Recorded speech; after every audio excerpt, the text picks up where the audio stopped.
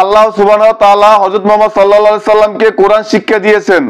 সুতরাং কোরআনের মাধ্যমে সকল জাহেরি ও বাতিনি বিদ্যা মহান আল্লাহ তাআলা প্রিয় নবী সাল্লাল্লাহু আলাইহি সাল্লামকে জানিয়েছেন, আর সকলেই অবগত আছেন সেই বাতিনি বিদ্যাই হচ্ছে ইলমে গায়েব।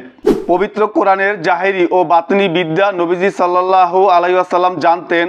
পবিত্র কোরআনের প্রতিটি আয়াতে দুই প্রকার বিদ্যা রয়েছে, একটি হলো জাহেরি বিদ্যা, আরেকটি হলো বাতিনি বিদ্যা বা ইলমে গায়েব। যেমন এই মর্মে সহিহ হাদিসে আছে, হযরত আব্দুল্লাহ ইবনে মাসউদ রাদিয়াল্লাহু তাআলা আনহু বলেন, আল্লাহ রাসূল সাল্লাল্লাহু আলাইহি সাল্লাম বলেছেন, পবিত্র কোরআন 7 হরফে নাজিল করা হয়েছে, আর ইহার প্রত্যেকটি আয়াতে জাহেরি ও বাতিনি দিক রয়েছে।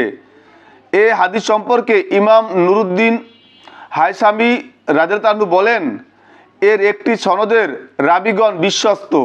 অতঃপর তিনি এই হাদিস সম্পর্কে অন্যত্র আরও বলেন, আর মুসনাদে বাজ্জার এর রাবীগণ অনুরূপ বিশ্বস্ত। অতএব আল্লাহর নবী সাল্লাল্লাহু আলাইহি সাল্লামকে পবিত্র কোরআনের জাহেরি ও বাতিনি বিদ্যা স্বয়ং আল্লাহ তাআলা শিক্ষা দান করেছেন। যেমন আল্লামা আলাউদ্দিন খাজেন তদীয় তাফসিরে লিখেছেন, আল্লাহ তাআলা বলেন, দয়াময় যিনি মুহাম্মদ সাল্লাল্লাহু আলাইহি সাল্লামকে কোরআন শিক্ষা দিয়েছেন।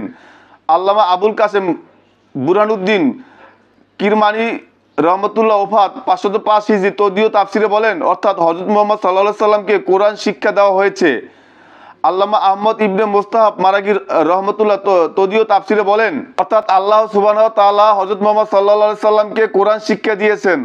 সুতরাং কোরআনের মাধ্যমে সকল জাহেরি ও বাতিনি বিদ্যা মহান আল্লাহ তাআলা প্রিয় নবী সাল্লাল্লাহু আলাইহি সাল্লামকে জানিয়েছেন, আর সকলেই অবগত আছেন সেই বাতিনি বিদ্যাই হচ্ছে ইলমে গায়েব।